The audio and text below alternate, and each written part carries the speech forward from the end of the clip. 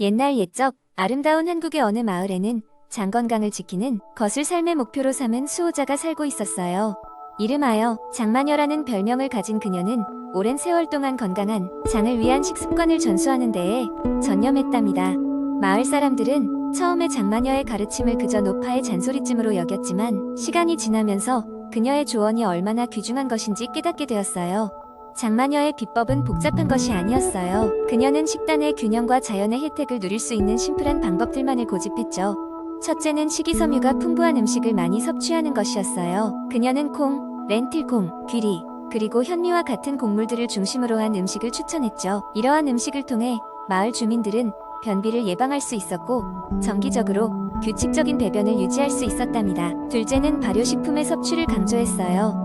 전통적인 김치, 요구르트, 된장국 등 발효식품은 장내 유익균을 증가시켜 건강에 큰 도움을 줄 수 있었어요. 마을 사람들은 이와 같은 음식을 즐겨 먹으며 면역력을 키우고 장 건강을 유지할 수 있었습니다. 셋째는 물을 충분히 마시는 것이었어요. 장마녀는 하루에 적어도 8잔의 물을 마시도록 권장했어요. 물은 장을 원활하게 해주는 중요한 요소로 수분이 충분해야 소화가 잘 되고 노폐물이 몸 밖으로 잘 배출될 수 있었죠. 조리법에서도 장마녀만의 비법이 있었어요. 튀기거나 기름진 음식은 가급적 피하라고 했고 찌거나 삶는 방법을 더 권장했죠. 이로 인해 마을 사람들은 소화를 방해하는 기름기를 피해 건강한 삶을 유지할 수 있었답니다. 장마녀의 조언을 따르던 마을 주민들은 모두 튼튼한 장을 유지하게 되었고 병에 걸리는 일도 거의 없게 되었어요. 과일과 채소를 중심으로 한 건강식을 꾸준히 실천한 결과였죠. 세월이 흘러 장마녀는 마을을 떠났지만 그녀가 남긴 건강 철학은 마을의 식문화로 굳건히 자리 잡았습니다. 그녀의 이름은 오랫동안 전해 내려오며 사람들은 건강한 장을 위한 최고의 식습관을 유지하며 행복하게 살게 되었답니다. 장마녀의 이야기는 우리에게도 중요한 교훈을 줍니다.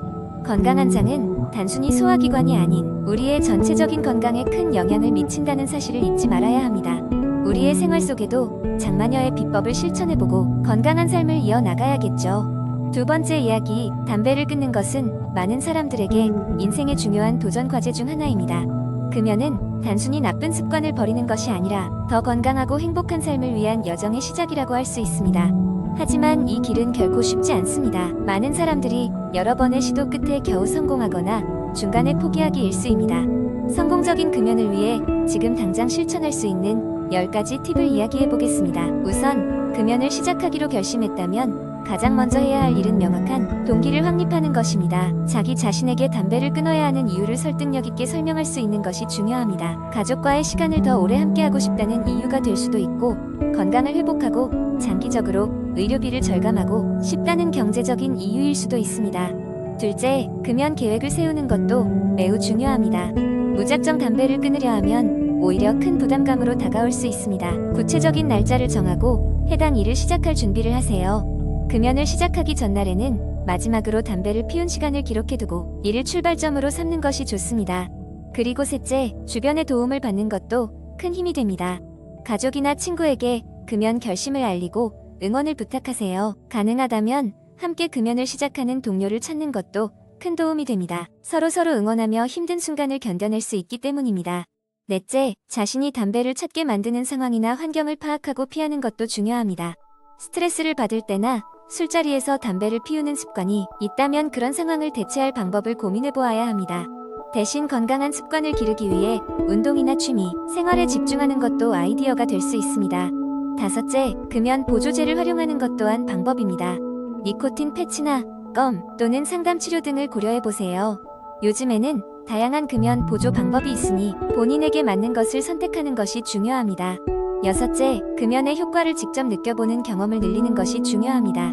예를 들어 금연을 시작한 후 호흡이 더 편해지거나 음식의 맛이 더 잘 느껴지는 순간들을 기록해보세요. 이는 자신의 성취감을 높이고 금연에 대한 동기부여가 됩니다.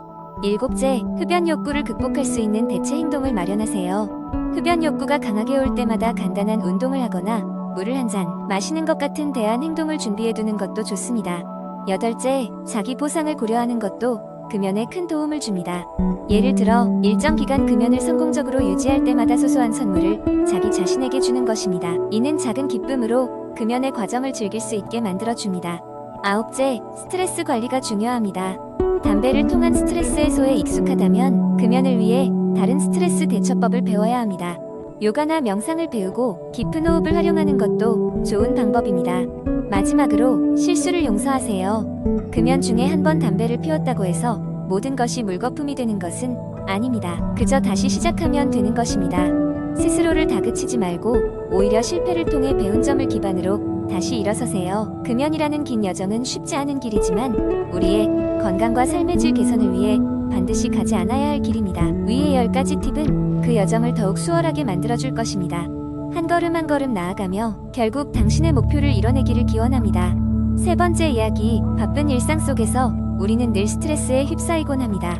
회사에서의 끝나지 않는 업무, 학업 부담, 그리고 인간관계에서 오는 긴장감까지 마치 무게감 있는 구름이 머리 위에 떠다니는 듯한 느낌이죠. 이런 스트레스에서 벗어나 심신의 평화를 찾고 싶다면 요가가 그 답일 수 있습니다. 그런 여러분께 오늘은 스트레스를 날려버리는 데 탁월한 효과가 있는 요가의 5가지 자세를 소개하려 합니다. 첫 번째로 소개할 자세는 바로 고양이 소 자세입니다. 이 자세는 척추의 움직임을 부드럽게 만들고 가슴을 개방하여 상체의 긴장을 풀어주는데 탁월합니다. 고양이 자세에서는 등을 크게 말아서 하늘을 향해 밀어주고, 소 자세에서는 등을 활짝 펴서 가슴을 열어줍니다. 이러한 스트레칭 동작들이 척추를 부드럽게 만들어주고 호흡을 통해 마음까지 차분하게 만들어준답니다. 두 번째로 소개할 자세는 아기 자세입니다. 아기 자세는 마치 엄마 품에 안긴 듯한 포근함을 주어 안정감을 줍니다. 이 자세는 머리 위에 구름 같은 스트레스를 땅으로 내려놓고 몸 전체를 이완시켜주는 효과가 있습니다.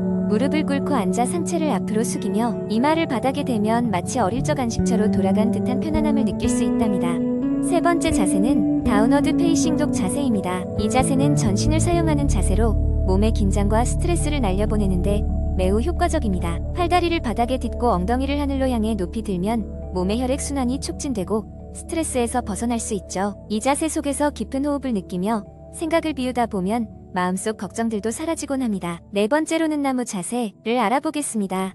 이 자세는 집중과 균형을 요구하기 때문에 정신을 고요하게 만들어줍니다. 한쪽 발을 다른 발 허벅지에 대고 손을 합장하여 가슴 앞에 모읍니다. 마치 바람 앞에 흔들리지 않는 나무처럼 중심을 잡다 보면 내면에 평화가 찾아온답니다. 마지막으로 소개할 자세는 시바산 바타사나, 즉 시바의 온화한 자세입니다. 가부좌 자세로 앉아 두 손을 무릎 위에 올려놓고 가볍게 호흡을 합니다.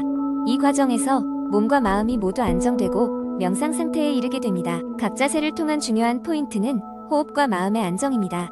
요가의 기본은 호흡에 있으며 호흡을 통해 우리는 스스로를 치유하고 평화로운 상태에 이를 수 있습니다. 이 5가지 요가 자세를 통해 여러분도 일상에서 벗어나 잠시나마 스트레스를 잊고 심신의 안정을 찾을 수 있기를 바랍니다. 요가는 단순한 운동을 넘어 우리의 내면을 들여다볼 수 있는 기회를 제공하니까요. 하루의 시작이나 끝에 이 자세들을 시도해보세요. 그리고 나에게 주어진 작지만 확실한 행복을 느껴봅시다. 네 번째 이야기, 다이어트는 많은 사람들에게 단순한 체중 감량 이상의 의미를 가집니다. 자신의 건강관리와도 직결되기 때문입니다. 그러나 쉽게 체중을 감량하고자 하는 마음이 때때로 건강을 해치는 잘못된 다이어트 방법으로 이어질 수 있습니다. 가장 흔한 잘못된 방법은 극단적인 식이 제한입니다. 단기적인 수치에만 집착하여 하루 500칼로리 미만으로 제한하는 극단적인 칼로리 제한은 필연적으로 영양 부족을 초래할 수 있으며 장기적으로 지속하기 어렵습니다. 이러한 방법은 기초대사량을 감소시키고 요요 현상을 유발할 수 있습니다. 또한 특정 음식군을 완전히 배제하는 것도 위험할 수 있습니다. 예를 들어 탄수화물을 아예 섭취하지 않으면서 단백질과 지방 위주의 식단을 고수하는 경우 단기적으로는 체중이 감소할 수 있지만 장기적으로는 심각한 영양 불균형을 초래할 수 있습니다. 특히 브레인 푸드로 알려진 탄수화물의 불충분한 섭취는 뇌의 기능을 저하시키고 무기력감을 유발하기도 합니다. 다이어트 보조제를 남용하는 것도 문제입니다. 허가받지 않은 불법 다이어트 약물들은 많은 경우에 심각한 부작용을 동반합니다. 급격한 체중 감소를 유발하기 위해 이뇨제나 변비약을 남용하는 경우도 있는데 이는 탈수와 전해질 불균형을 초래하여 심각한 건강 문제를 야기할 수 있습니다. 그렇다면 건강하게 그리고 무리하지 않으며 살 빼는 방법은 무엇일까요? 우선 균형 잡힌 식단이 중요합니다. 모든 영양소를 골고루 섭취해야 하며 극단적인 방법보다 지속 가능하고 건강한 방법을 선택해야 합니다. 충분한 식이섬유와 단백질, 건강한 지방을 포용하되 가공된 당과 불필요한 나트륨의 섭취는 줄이는 것이 좋습니다. 또한 규칙적인 신체 활동을 통해 소모 칼로리를 늘리는 것이 효과적입니다. 운동은 무리하게 하여 지속할 수 없을 정도가 아니라 일상 속에서 자연스럽게 수행할 수 있는 수준이어야 합니다. 걷기나 요가, 가벼운 조깅 등의 유산소 운동은 심폐 기능을 강화하고 스트레스를 감소시킵니다. 심리적인 측면에서도 강박적인 다이어트 태도를 버리는 것이 중요합니다. 체중계의 숫자에 일희일비하기보다는 신체의 변화와 건강 상태에 집중하는 것이 필요합니다. 또한 체중 감소의 목표를 짧은 시간 안에 높은 수치를 달성하는 것이 아니라 장기적으로 건강한 생활 방식을 유지하는 데 두어야 합니다. 결론적으로 극단적이고 일시적인 다이어트는 건강을 해칠 수 있으며 오히려 장기적으로 몸의 균형을 무너뜨립니다. 중요한 것은 식습관과 생활 패턴의 퀄리티를 개선하여 건강하고 지속 가능한 방법으로 체중을 조절하는 것입니다. 이러한 노력이 모여 건강한 몸뿐만 아니라 만족스러운 삶을 만들어줄 것입니다.